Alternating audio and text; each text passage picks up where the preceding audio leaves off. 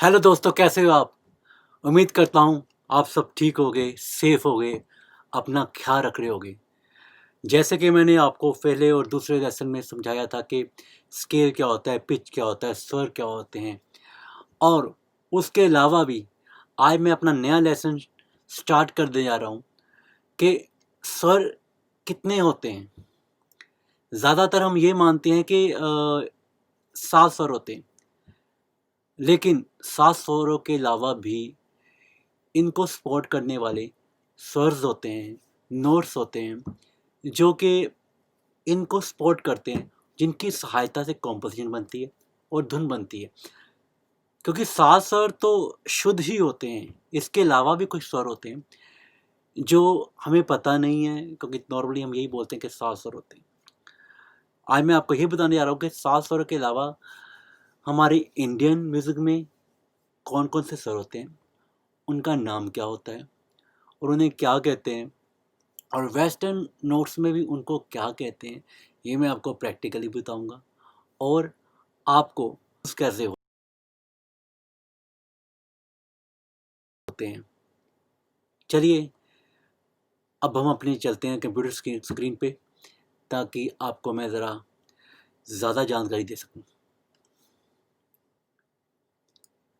जैसे कि ये आप मेरा वाइट बोर्ड देख रहे हो, देखो इसमें राइटिंग तो इतनी अच्छी नहीं आएगी, लेकिन मैं जो आपको समझाना चाहता हूँ कि 7 स्वर होते क्या हैं, हम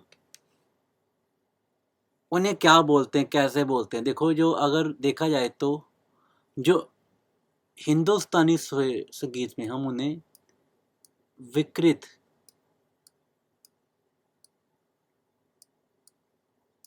विकृत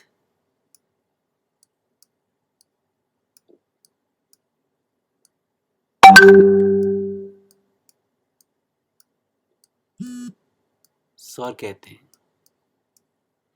ठीक है, तो मैं इसको थोड़ा सा अरेंज जरूर करूँगा।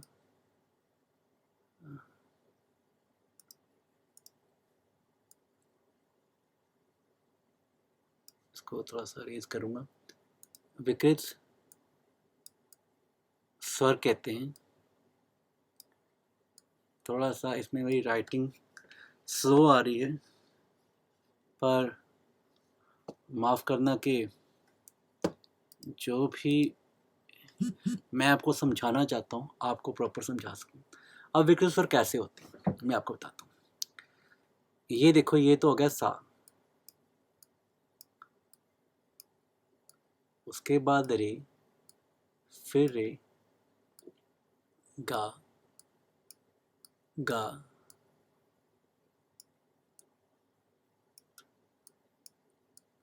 मा, मा, पा, धा,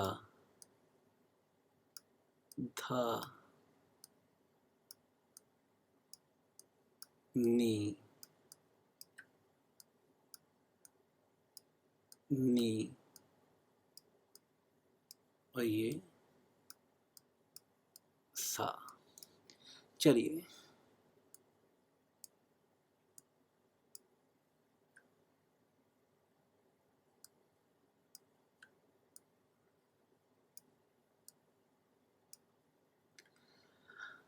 देखिए, मैंने अपने नोट्स में जो रे लिखा है उससे पहले नीचे की डंडी डाली है, फिर मैंने गा लिखा उसके पहले डंडी डाली है, और माँ के बाद ये जो माँ लिखा है उसके ऊपर डंडी डाली है। ठीक है, धा से पहले डंडी है, नी से डंडी है।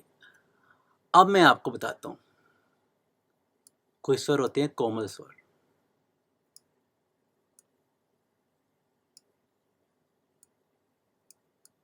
कोमल स्वर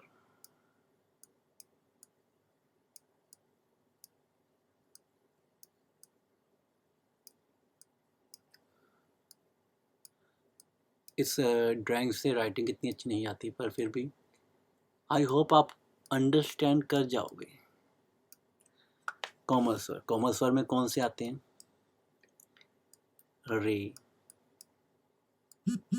गा,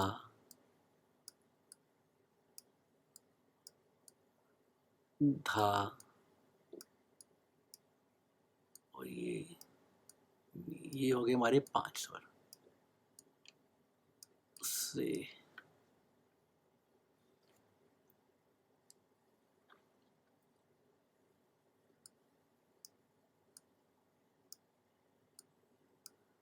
एक होता तीव्र स्वर, तीव्र,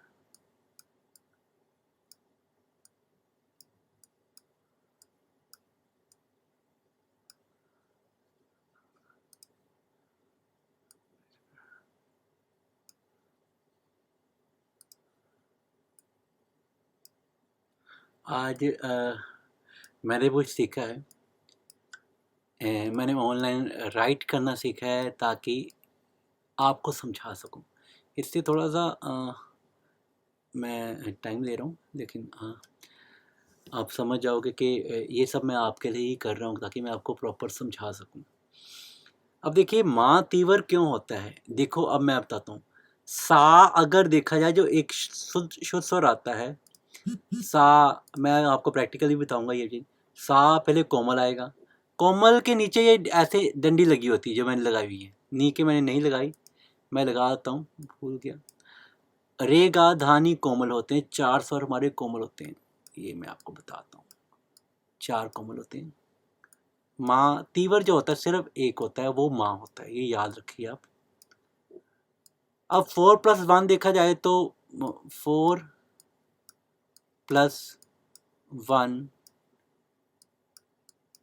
हमारा 5 हो गया, और 7 नोट्स हमारे थे, वैसे 7+ अगर 5 देखा जाए तो ये हो गए टोटल 12, हमारे टोटल 12 स्वर होते हैं, ठीक है।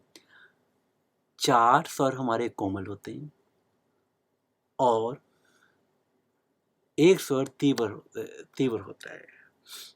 चलिए ये तो बात हुई हमारी कोमल तीव्र की, ये जो आप समझ गए होंगे, ये चार्ट आप इसको स्क्रीनशॉट ले लीजिएगा इसके बाद, ताकि इसको प्रॉपर आप समझ जाओगे। अब मैं आपको वेस्टर्न के अकॉर्डिंग बताता हूँ। इसको मैं सारा रेज करूँगा, आप ठीक है, ये मैं सारा रेज करता हूँ।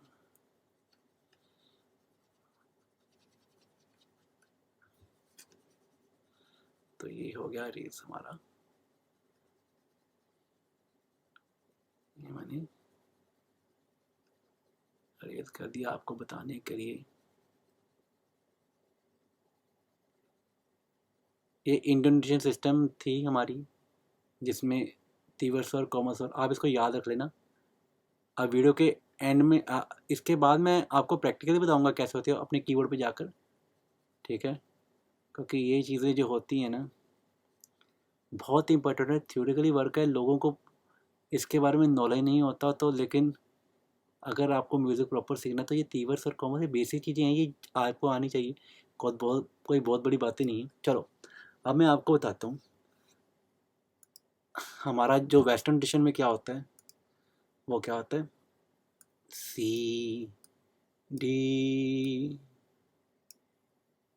ठीक है, E C D E F G A B C. लेकिन अब क्या होता है, अब मैं इसके बारे में बताता हूँ। पहले आता है सी, उसके बाद आता है आपका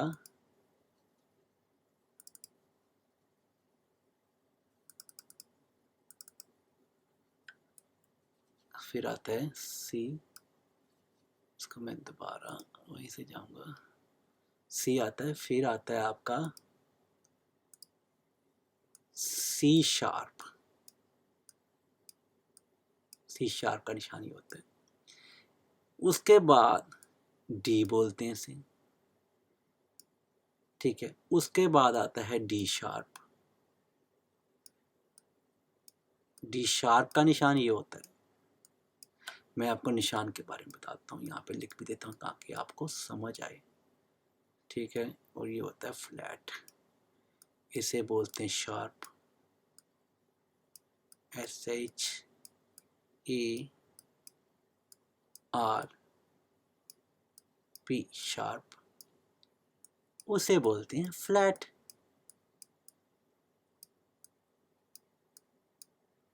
ठीक है जी, ये फ्लैट हो गया आपका। पहले आता C sharp, C sharp, D sharp, then E, C D E. ठीक है, सी डी ई के बाद साथ में आता है एफ, देन एफ शार्प। ठीक है, देन जी, जी शार्प, देन ए के बाद फिर ए शार्प आएगा,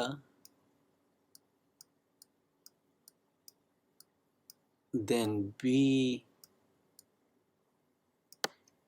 के बाद सी आता है। ठीक है, चलो ये तो बात हो गई हमारी। अब सी शार्प हो गया। अब मैं आपको बताता हूं, अगर सी के बाद सी को मैं थोड़ा सा यहाँ पे लिखूंगा तो कि आपको थोड़ा समझ आ जाए यार, क्योंकि स्पेस कम है मेरे पास। मैं यहाँ लिखूंगा दूसरी बात जो आपको समझ आए। ठीक है, सी, देन सी के बाद मैंने डी लिखा, सी डी डी डी दो बार आ गया, ई ई, देन एफ जी, सॉरी ई के बाद थोड़ा एफ दो बार आना था हमारा, देन फिर एफ आ गया, देन जी,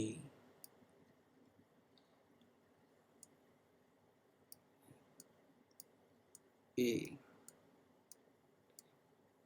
देन ए, बी, सी। ये तो आपको पता लग गया। अब मैं आपको इसके दूसरे नाम भी बताता हूँ, जैसे बोलती। अब सी के बाद मैंने सी शार्प लिखा था यहाँ पे। अब सी के बाद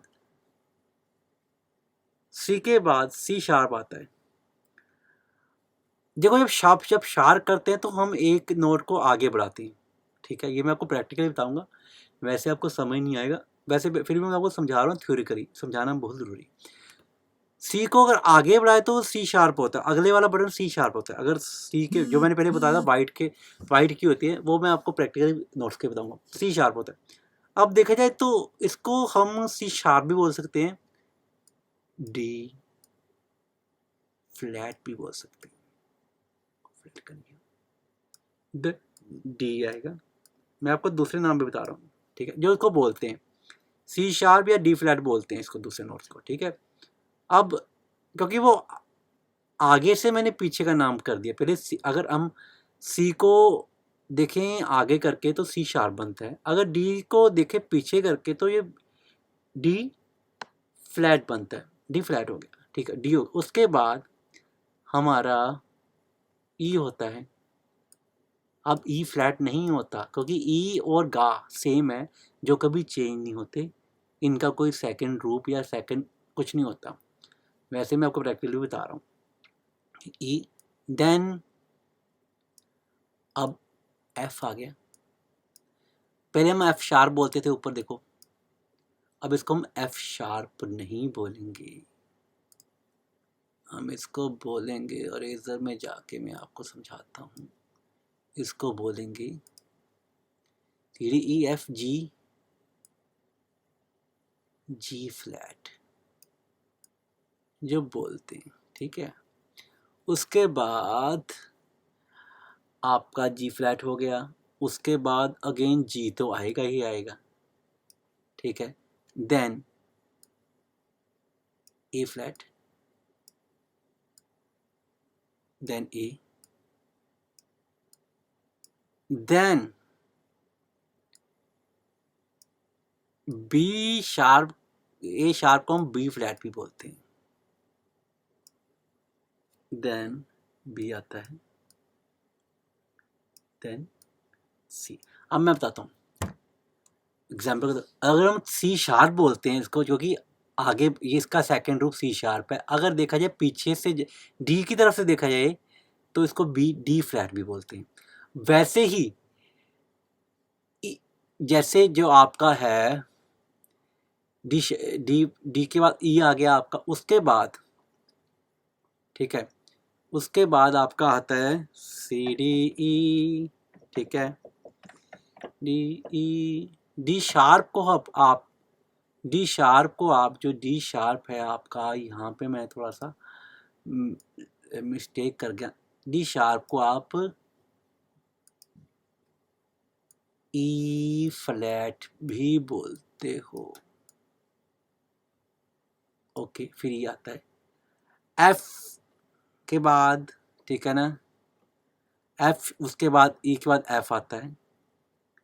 हम एफ शार्प भी पहले बोलते हैं, अब इसको जी फ्लैट भी बोल सकते हैं, ठीक है, क्योंकि उसके बाद जी भी बोलते हैं। फिर ए, उसके बाद जी आता है, फिर ए फ्लैट आता है जिसको जी शार्प बोलते थे। एक बार फिर से समझाता हूँ, सी शार्प, सी के बाद सी शार्प को हम डी फ्लैट भी बोल सकते हैं, ठीक है। उसके बाद डी शार्प को हम ई फ्लैट भी बोल सकते हैं, ठीक है। उसके बाद हमारा एफ आता है, ठीक है। एफ शार्प को हम जी फ्लैट भी बोल सकते हैं, जी शार्प को हम ए फ्लैट भी बोल सकते हैं, ए शार्प को हम बी फ्लैट भी बोल सकते हैं। आई थिंक यू अंडरस्टैंड। इसको मैंने समझा दिया। अब चलिए आपको प्रैक्टिकली समझाता हूँ मैं ये कैसे होता है। जब तक मैं प्रैक्टिकली नहीं बताऊँगा आपको समझ नहीं आएगा, ठीक है। यहाँ पे थोड़ा सा ई डालते हैं, ठीक है। ये एल है लव वाला। चलिए इसको मैं थोड़ा सा यार अपने बुक मार्क में सेव कर लेता हूँ। मेरे को स्टेप ओके आएगी। चलिए नोट क्लोज करते हैं। चलिए अब मैं आपको बताता हूँ क्या सिस्टम था जो आपको समझ नहीं आ रहा होगा। चलिए इसको थोड़ा सा लेते हैं यहाँ से।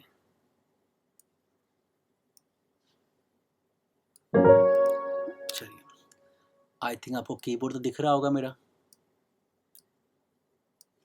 ध्यान से सीखना है इस चीज़ को, ध्यान से। चलिए अब मैं आपको दोनों चीज़ें बताऊंगा। पहले आपका था सा आता था, यहाँ से हम स्टार्ट करते हैं। यहाँ चलो यह थोड़ा नीचे हो गया, लोअर ऑक्टेव हो गया। मैं से यहाँ से नॉर्मल से स्टार्ट करता हूँ, C2 से। सा, ये सा हो गया सा। उसके बाद रे, सा कोमल आता था आपका, ये सा कोमल हो गया, ठीक है। उसके बाद फिर रे आता है, उसके बाद गा कोमल आता है, फिर गा आता है, उसके बाद माँ आता है, उसके बाद माँ तीवर आता है।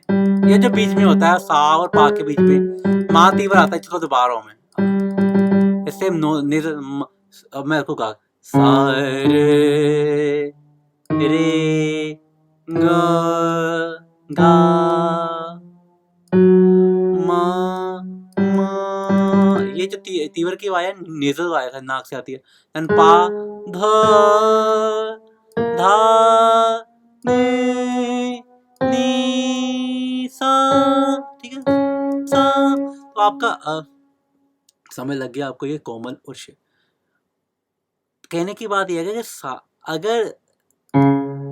अगर कोमल किसे बोलते हैं जो एक बटन पीछे होता है। रे का एक बटन पीछे कोमल हो गया, जैसे ये गा है तो इसका एक बटन पीछे गा कोमल हो गया।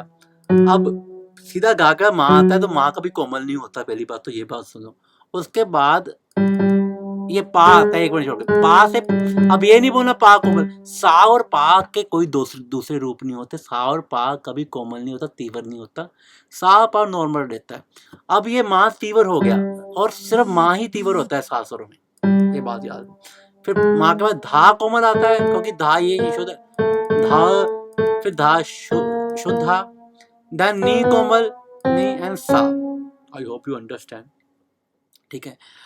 क्योंकि एक बटन जो पीछे होता है उसे हम कोमल बोलते हैं। जैसे ऑलरेडी सा रे है तो रे कोमल हो गया। अब सा को अगर कोमल करे तो वो नहीं आया होता है, क्योंकि सा से पहले नहीं होता है, इससे सा कभी कोमल नहीं होता।